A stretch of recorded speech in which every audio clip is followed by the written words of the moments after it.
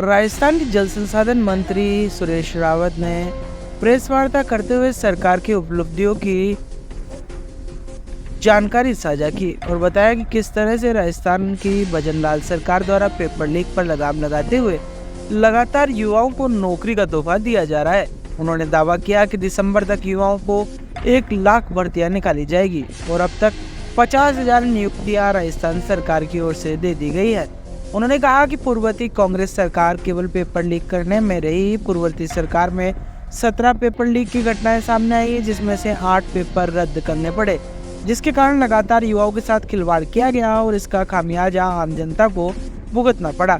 ऐसे में अब भारतीय जनता पार्टी युवाओं का ध्यान रखते हुए उनके रोजगार के समर्थन और भर्ती परीक्षाओं को लेकर काम कर रही है। इसे लेकर सरकार ने 2 साल की भर्ती कैलेंडर भी जारी किया है। वहीं उनकी पूर्ववर्ती सरकार के दौरान किए गए भ्रष्टाचार और पेपर लीक का खामियाजा आज भी युवा उठा रहे हैं। इस भर्ती में कई लोगों की गिरफ्तारी की जा चुकी है। इसमें छोटे बड़े सभी मछलियों को पुलिस गिरफ्त में लिया जा चुका है।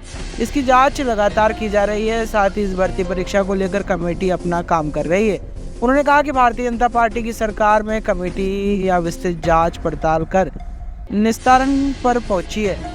युवाओं के साथ खिलवाड़ ना हो, इसे लेकर सभी पहलुओं का विचार विमर्श किया जा रहा है, जिससे कि उनके भविष्य के साथ खिलवाड़ ना हो। विस्तृत अध्ययन कर जल्द ही इस मामले में सरकार द्वारा बनाई गई कमेटी अपना निर्णय देगी।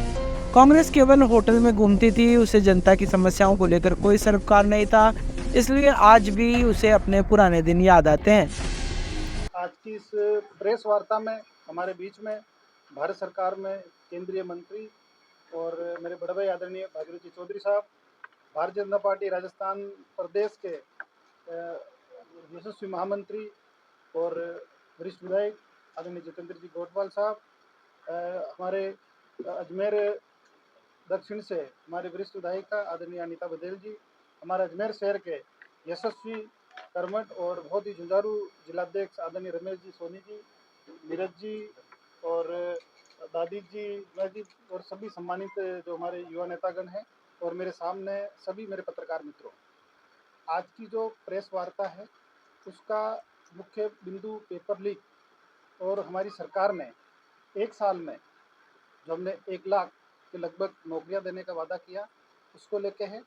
हमारी राजस्थान की सरकार देश की पहली ऐसी सरकार है जिसने शिक्षित और अशिक्षित दोनों युवाओं को रोजगार देने का काम किया।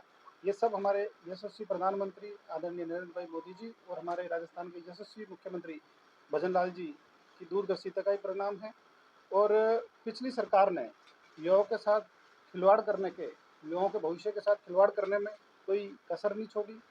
उनके टाइम में आए दिन पेपर लीक होते थे और हजारों युवाओं का उन्होंने पेपर लीक की वजह से उनकी सरकार ने उनका भविष्य बर्बाद कर दिया।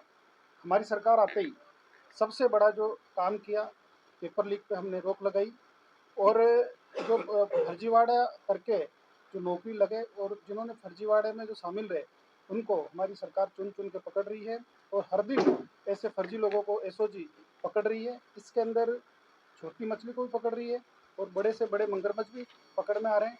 आज ये सब आप देख रहे हो। इसके अलावा भी गहलोत सरकार के अंदर 17 परीक्षा भर्तियां हुई, 17 परीक्षा भर्तियों में पेपर लीक हुए थे, उसमें से 8 परीक्षाओं के पेपर उन्होंने रद्द कर दिए। इससे 50,000 से अधिक पदों की भर्तियां गहलोत सरकार ने के कार्यकाल में रद्द हुई। माननीय मुख्यमंत्री जी ने 1 लाख नौकरियां इस साल देने की बात कही थी। ये बता के आप सबको बताते हुए मुझे हर्ष हो रहा है कि ये आंकड़ा हम दिसंबर तक छू लेंगे। 9,200 से अधिक आयोजित परीक्षाओं के परिणाम जारी होना शेष है और 50,000 से अधिक नियुक्तियों के विज्ञापन प्रकाशित हो चुके हैं और 3,000 से अधिक पदों के विज्ञापन जारी होना शेष है। हमारी सरकार दूसरा बड़ा काम राजस्थान के इतिहास में ये पहली बार किया कि हमने भर्ती कैलेंडर जारी किया और वो भर्ती कैलेंडर हमने 2 साल से अधिक समय का जारी किया। ये एक ऐतिहासिक काम है और मैं आपको बताना चाहता हूँ कि हमारी भजनलाल जी की सरकार युवाओं के सर्वांगीण विकास, उनके व्यक्तित्व विकास और उनको प्रोत्साहन देने के लिए युवा नीति 2024 की बजट में घोषणा की थी। अभी उस पर काम जारी है। इसके अलावा भी स्टेट स्किल पॉलिसी, अटल इंटर्नशिप प्रोग्राम, स्टार्टअप को इक्विटी फंडिंग के द्वारा 100 करोड़ रुपए से अधिक राउंड अप फंड देने की घोषणा भी हमारी सरकार की ऐतिहासिक घोषणा है। इसी के साथ युवाओं की मांग पर सीटी पात्रता परीक्षा में 40% मापदंड भी तय किया गया है। ये भी एक ऐतिहासिक निर्णय है। इसके साथ ही कर्मचारी चयन बोर्ड ने 70 संवर्गों की तिथिवार घोषणा की है। युवाओं के सपनों को साकार करने का भजनलाल सरकार का हमारे युवाओं के जो प्रति लगाव है उसका विजन जारी करती है। वर्तमान में हमारी राज्य सरकार कुल 1,11,000 से अधिक सरकारी नियुक्तियों के लिए विज्ञप्ति हमने जारी कर दी है, जिसमें 32,000 से ज़्यादा लोग को हमने पदस्थापित कर दिया और इसी माह में 10,000 से अधिक सर्वों के परीक्षा परिणाम हमने जारी कर दिए। सरकार के अपने कार्यकाल में 4 लाख सरकारी नौकरी और 6 लाख लोगों को स्किल के साथ रोजगार देने की हमने ऐतिहासिक घोषणा करी। इस तरह से आप देख सकते हैं कि हमारी भजनलाल जी की सरकार युवाओं के प्रति संवेदनशील है और जो पेपर में जिन्होंने पेपर लीक किए, जो फर्जीवाड़े में शामिल रहे, चाहे वो कितना ही बड़ा आदमी हो, हमारी सरकार उनको बख्शने वाली नहीं है। उसके खिलाफ हम कठोर कार्रवाई करेंगे। अब मैं हमारे प्रदेश महामंत्री जितेंद्र गोपाल जी ने देखिए, इसके लिए हमारी सरकार ने कैबिनेट की सब कमेटी बनाई है, वो इस पर काम कर रही है। उसका जैसे निर्णय आएगा तो सरकार को माननीय मुख्यमंत्री जी प्रसारित है वो कहाँ तक पहुँचा है? और क्या दूसरा करें? देखिए, ERCP एक राजस्थान सरकार के लिए बहुत ही महत्वपूर्ण और हमारे 13 जिलों के लिए जो 21 जिले हो गए उसके लिए ऐतिहासिक क्षण कुछ ही दिनों में आने वाले हैं। हमारे देश के यशस्वी प्रधानमंत्री जी से हमने समय मांगा है, जल्दी उनका समय मिलेगा और राजस्थान और मध्य प्रदेश के बीच में जो वर्षों से MOU और DPR बनाने का विवाद था वो खत्म हो गया। राजस्थान ने अपनी DPR केंद्रीय जल आयोग को सौंप दी है, मध्य प्रदेश ने भी अपनी DPR केंद्रीय जल आयोग को सौंप दी है।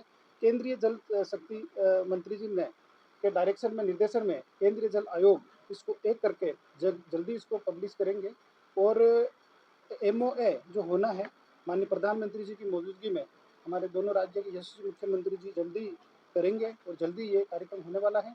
और इसके प्रथम फेज के 9,600 करोड़ के टेंडर हमने जारी कर दिए, वर्क ऑर्डर भी जारी कर दिया, लैंड एक्विजिशन का काम हम तेजी से कर रहे हैं और इस ERCP की योजना से हमारे अजमेर जिले को भी ऐतिहासिक लाभ मिलने वाला है। पीने के पानी के साथ साथ सिंचाई का पानी भी हमें उपलब्ध होगा और हम अजमेर के पास में 2 साल तक का पानी रिजर्व रह सके, इसके लिए हम रिजर्वायर बनाएंगे। उस पर लगभग 4,500 करोड़ रुपए से अधिक की राशि उस पर खर्चा आएगा। ये हमारे लिए ऐतिहासिक क्षण है और ये माननीय भजनलाल जी का पग फेरा ये राजस्थान के अंदर कि माने हमारी सरकार का पहला मानसून शानदार रहा, अच्छा रहा। हमारे प्रदेश के लगभग सभी जलाशय लबालब हो गए। अजमेर के अंदर भी आप देखोगे कि अत्यधिक पानी की वजह से लोगों को परेशानी भी हुई, लेकिन आगे परेशानी नहीं हो इसके लिए हम इसके समाधान के लिए भी हम एक समरसेशन प्लान बना रहे हैं। प्रोजेक्ट कब तक पूरा होगा?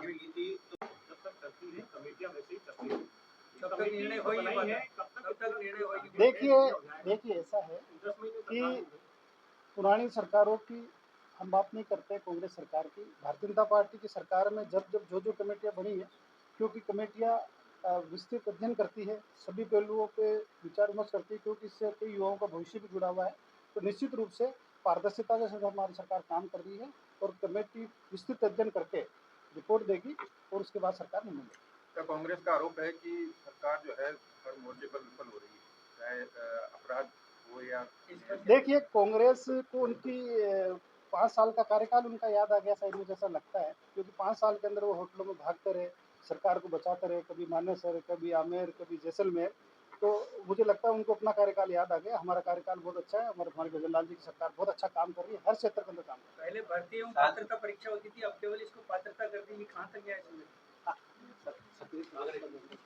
साथ ही प्रदेश के महामंत्री क्या बताया ना मैंने अभी।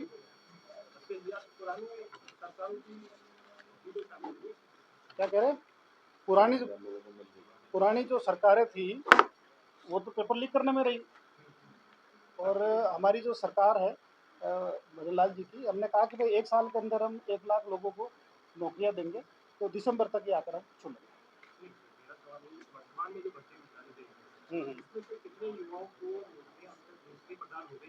लगभग लगभग लगभग 50,000 के करीब।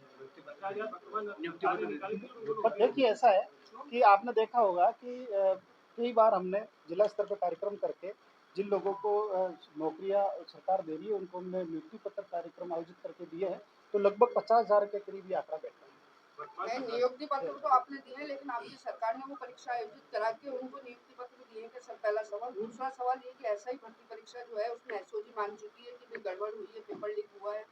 आपकी जो कमेटी का गठन हुआ वो मान चुकी है कि पेपर लीक हुआ है, उसके बाद में रद्द करने में इतना समय क्यों लग रहा है?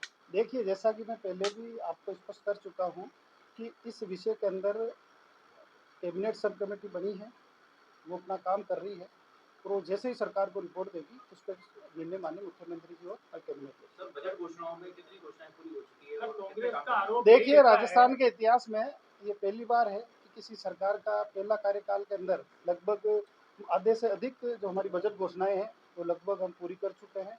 और प्रोजेक्ट कब तक पूरा होगा? ईआरसीपी का देखिए, ईआरसीपी का प्रोजेक्ट जैसा कि हम बार बार कहते हैं कि जिस प्रोजेक्ट को हम शुरुआत करते हैं शिलान्यास करते हैं उसका लोकार्पण भी हम करेंगे। तो हम नियत तय सीमा के अंदर लगभग प्रथम फेज का जो काम है वो 2.5 से 3 साल में पूरा हो जाएगा और ऑल ओवर लगभग हमारा प्रयास रहेगा कि 4 साढ़े 4 साल में इस काम को हम खत्म कर दें।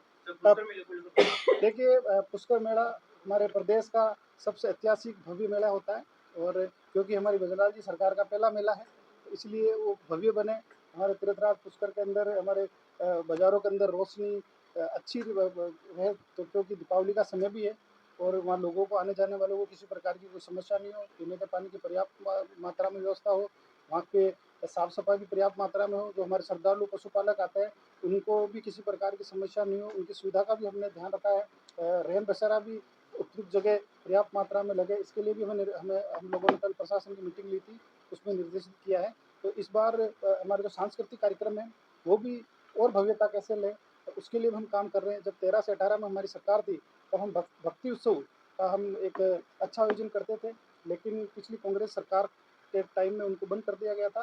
तो इस तरह के जो नवाचार हैं हम वापस स्टार्ट करेंगे और इस बार ब्रह्मा जी के मंदिर के पीछे एंट्री प्लाजा जो हमारी 13 से 18 की सरकार में बना था, करोड़ रुपए की लागत से बना था, पिछले 5 साल जो कांग्रेस की सरकार में दुर्दशा का शिकार हुआ, वो जीर्ण शीर्ण अवस्था में पहुंच गया। हम उसको वापस ठीक करके इस बार मेले में वहाँ पे भी कुछ न कुछ भक्ति उत्सव के एक के रूप में कुछ न कुछ हम आयोजन करेंगे, ऐसा हमने पर्यटन विभाग को निर्देशित किया है।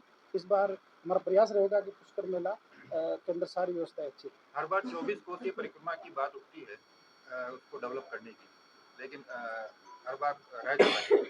देखिए, 24 कोसी परिक्रमा डेवलप होनी चाहिए, हम इसके लिए इसका प्लान भी बना रहे हैं और जल्दी वहाँ जो मूलभूत सुविधाएं रोड है और यात्रियों को बैठने की सुविधा है तो हम विकसित करेंगे। इस पे हमने काम चालू किया है और अभी अजमेर विकास प्राधिकरण ने 25 लाख रुपए की राशि स्वीकृत करके उसके लिए डीपीआर के लिए भी टेंडर लगाया है। उस डीपीआर के माध्यम से तीर्थराज पुष्कर के साथ साथ 24 कोसी परिक्रमा है उस पर भी काम होगा और हमारे पुष्कर मेले की जो शुरुआत है एकादशी से हम धार्मिक यात्रा से करेंगे।